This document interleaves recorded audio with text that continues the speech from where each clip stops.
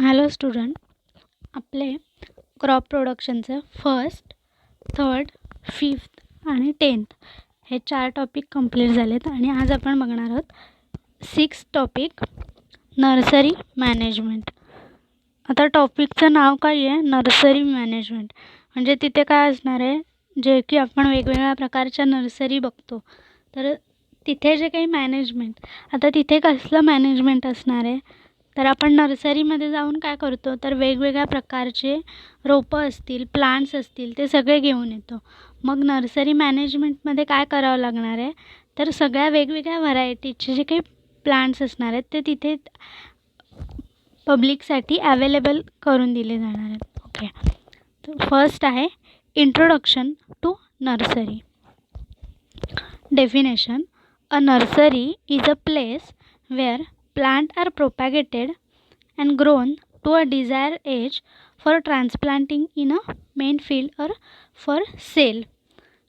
तर नर्सरी म्हणजे काय आहे, तर अशी एक प्लेस आहे जिथे प्लांट्स तयार केले जातात, किंवा म्हणजे सीडपासून असेल किंवा मग त्यांचे कटिंग करून फांद्या वगैरे लावून जे काही असेल ते जे प्लांट्स आहेत ते तयार केले जातात आणि नंतर काय केलं जातं, मग मेन फील्डमध्ये ट्रान्सप्लांट केले जातात किंवा मग सेल करण्यासाठी अवेलेबल केले जातात. म्हणजे जसं की नर्सरीतून झाडं आणली जातात आणि जिथे आपल्याला गरजेचं आहे तिथे लावले जातात, नाहीतर काय सेल करण्यासाठी म्हणजे विकण्यासाठी आणले जातात प्लांट्स तिथून. A nursery is the place where young plants are raised and taken care of until they reach the right site of transplanting. तर नर्सरीमध्ये काय केलं जातं, जे की यंग प्लांट्स आहेत, छोटे छोटे जे प्लांट्स असणार आहेत ते वाढवले जातात, त्यांची केअर घेतली जाते, त्यांना जे काही वेगवेगळे कंडिशन्स लागणार आहेत त्या प्रोव्हाइड केले जातात.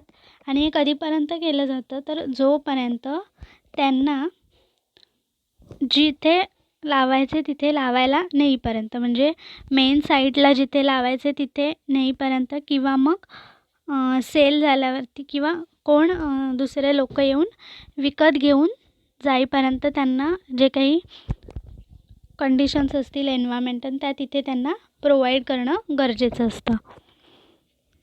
म्हणजे जसं की आपण वेगवेगळ्या नर्सरी बघतो, तर नर्सरीमध्ये काय केलेलं असतं, तर छोटे छोटे आपल्याला सगळ्या वेगवेगळ्या प्रकारची रोपं दिसतात.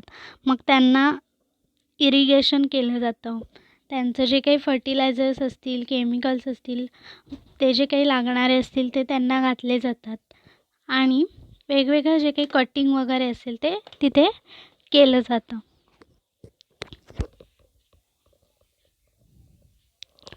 It includes retail nurseries which sell their plant to general public, while the wholesale nurseries which sell the plant only to businesses such as other nurseries, and to commercial gardens and private nurseries which supply the needs of institution or private estate. तर वेगवेगळ्या nurseries असतात, जसं की retail nursery असते, जशा की आपल्या दापोलीमध्ये वेगवेगळ्या नर्सरी आहेत.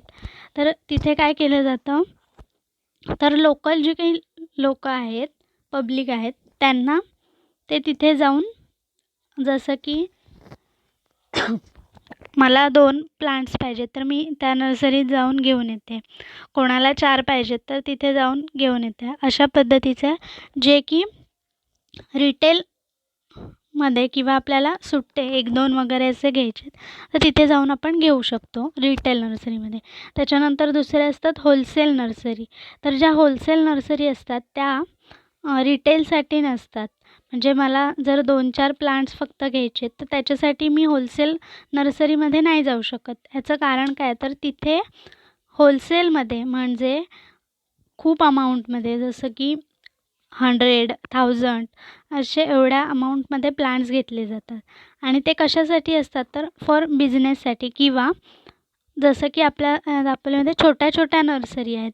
मग ते छोट्या छोट्या नर्सरीवाले काय करतात, तर होलसेल नर्सरी जी असते तिकडून जे काही माल असेल तो घेऊन येतात, किंवा जी काही छोटी छोटी रोपं असतील ती त्या होलसेल नर्सरीमधून घेऊन येतात ते.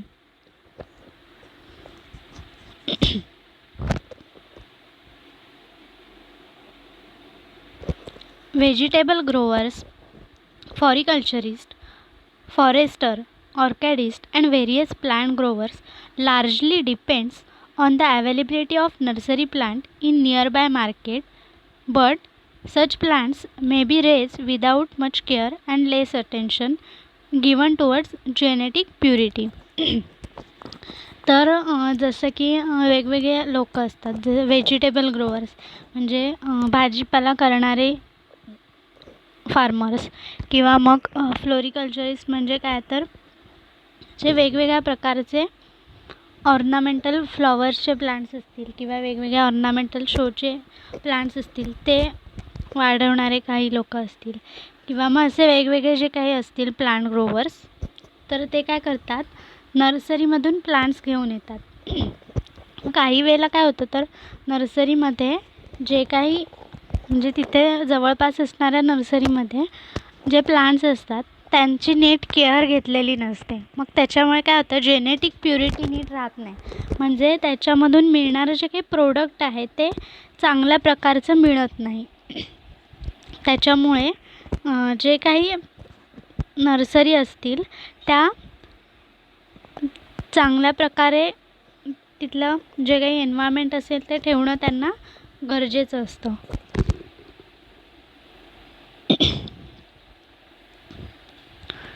नेक्स्ट आहे objectives of a nursery to raise healthy and disease free plant material.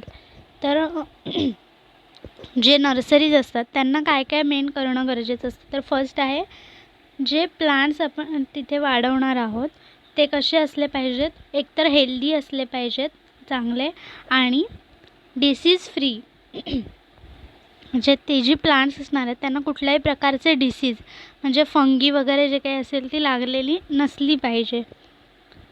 त्याच्यानंतर second, to distribute plant material in masses who have little knowledge about the technique of raising plant. तर आपण काय केलं पाहिजे, नर्सरी जर आपली असेल तर तिथून जे काही प्लांट मटेरियल असतील ते अशा लोकांपर्यंत पोचवले पाहिजेत ज्यांना प्लांट्सबद्दल जास्त नॉलेज नसते.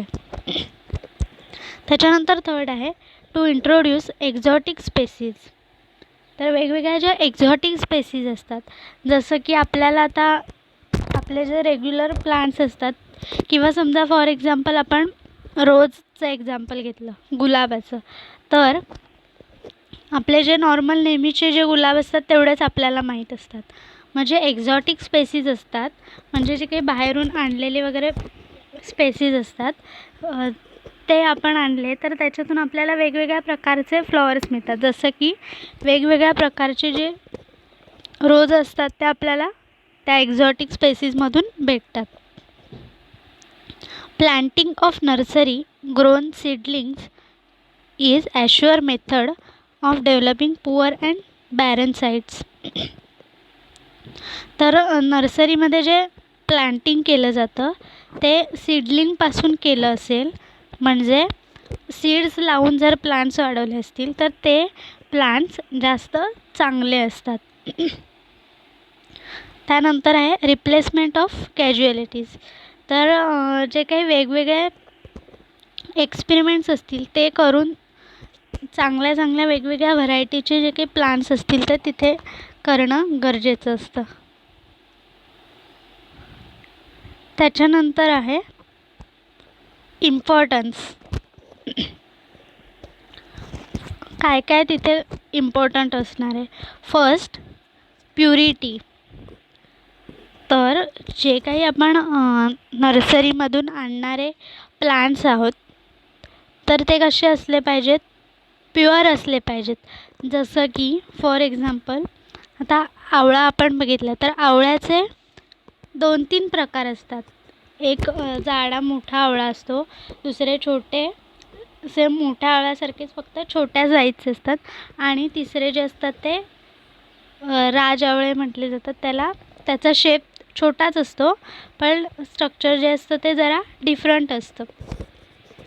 तर मग काही वेळेला काय होतं, आपण आणतो चांगलं जाडा आवळा म्हणून, आणि मग नंतर काय होतं, ते लावल्यावरती नंतर जे त्याला येणारे जे आवळे असतात ते खूप छोट्या साईजचे असतात. म्हणजे काय होतं, त्याच्यामध्ये प्युरिटी राहत नाही. त्याच्यामुळे जी प्युरिटी आहे, म्हणजे जे आपल्याला गरजेचं असणारं प्रोडक्टवालं प्लांट आहे तेच मिळालं पाहिजे, हे तिथे जास्त इम्पॉर्टंट आहे. त्यानंतर आहे श्युरिटी.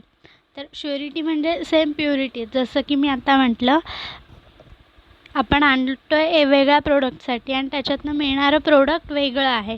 मग तिथे आपल्याला श्युरिटी असली पाहिजे की जे आपण प्लांट लावतो आहे तर तशाच पद्धतीचं त्याला प्रोडक्ट चांगलं आलं पाहिजे. त्यानंतर थर्ड आहे quality. Nursery grower has full control over the quality of the plant material raise so far as the requirement of various categories and classes are concerned. तर नर्सरीमध्ये असणारे जे प्लांट्स आहेत त्या प्लांट्सची क्वालिटीसुद्धा चांगली असली पाहिजे. त्यानंतर फोर्थ आहे economy. Nurseries provide genuine planting material as at cheaper rate as all the input and technique know how is readily available. तर काही नर्सरीजमध्ये कसं असतं, तर जे प्लांट्स असतात ते खूप कमी प्राईजमध्ये दिले जातात आणि ते आपण समजा लावले आणि त्याच्यातनं येणारे प्रोडक्ट आपण सेल केले तर त्याच्यातून आपल्याला चांगल्या प्रकारे इन्कम मिळू शकतो. त्यानंतर आहे easy availability. To reduce cost on packing, carriage and transport, plant grown in own nursery are better. But to get specific planting material, purchasing is done by commercial nurseries. तर आपण समजा मला 2-4च झाडं पाहिजे आहेत एखाद्या कुठल्या तरी प्रोडक्टची, तर त्या 4 झाडांसाठी मी ते सीड लावून जास्त खूप खटपट करण्यापेक्षा जर नर्सरीतून चांगले मिळत असतील तर इझिली ती घेऊ शकते आणि वेगवेगळ्या जे काही बाकीचे जे काही काम असणार आहे ते त्याच्यामधून कमी होतं आणि चांगल्या प्रकारचे जे काही प्लांट्स असतील ते आपल्याला मिळतात किंवा जे रोपं असतील ते मिळतात. नेक्स्ट आहे टाईमली अवेलेबिलिटी. तर जसे की प्रत्येक प्लांट असतं ते लावण्यासाठी स्पेसिफिक पर्टिक्युलर काय असतो, टाईम असतो. म्हणजे काही प्लांट्स असतील ते पावसाळ्यात लावले जातात, काही थंडीत लावले जातात, असं वेगवेगळा पिरियड असतो त्यांना लावण्यासाठीचा. मग तो जो टाईम असणार आहे त्यावेळी तिथे प्लांट ॲवेलेबल असणं गरजेचं आहे. समजा ते जे प्लांट्स आहेत ते मला पावसाळ्यामध्येच लावायचे आहेत कारण ते पावसातच चांगले वाढतात आणि ते जर आपल्याला पावसात न मिळता विंटरमध्ये मिळाले किंवा समरमध्ये मिळाले तर त्याचा काय उपयोग होऊ शकतो का? नाही होणार, कारण ते वाढणारच नाहीत. त्यानंतर आहे freedom from disease and insects. तर जे काही नर्सरीमध्ये असणारे प्लांट्स आहेत ते कसे असले पाहिजेत, वेगवेगळ्या डिसीज आणि इन्सेक्टपासून फ्रीडमवाले, म्हणजे त्यांना कुठलेही डिसीज झालेले नसतील आणि कुठल्याही प्रकारचं इन्सेक्ट नसेल त्यांच्यामध्ये, म्हणजे कुठलेही कीटक वगैरे त्यांना आतमध्ये त्या प्लांटच्या आतमध्ये लागलेले नसतील आणि हेल्दी प्लांट्स असणार आहेत तिथले. तर त्याच्यासाठी त्यांना काय करणं गरजेचं असतं, वेगवेगळ्या ट्रीटमेंट्स, चांगलं प्रॉपर इरिगेशन, त्याच्यानंतर वेगवेगळे फर्टिलायझर्स, केमिकल, मॅन्युअर हे सगळं यूज करणं गरजेचं असतं. त्यानंतर आहे other benefits. Proper utilisation of land and farm resources are also possible. तर तिथे समजा एकदम खूप मोठी जागा आहे तर तिथे कुठल्या जागेवरती कुठची झाडं लावणं हे पण आपल्याला बघणं गरजेचं असतं. Nursery activities provide opportunity for employment. जसं की बऱ्याच नर्सरी असतात. आता आपण बघतो की बरीचशी जी गावातली लोकं असतात ती काय करतात किंवा लेडीज असतात त्या तर नर्सरीमध्ये कामाला जातात. मग त्याच्यामुळे काय झालं तर नर्सरीमुळे एम्प्लॉयमेंट मिळाले. जसं की नर्सरीमध्ये काय असतं तर पूर्ण वर्षभर वेगवेगळी कामं चालूच असतात. त्याच्यामुळे मग काय होतं जे काही घरी राहणारे किंवा ज्यांना काही काम नसेल तर त्यांना तिथे इझिली वर्क ॲवेलेबल झालं आहे. ओके. तर आज आपण काय काय बघितलं. Definition of nursery, objectives of nursery and importance of nursery. Okay. Thank you.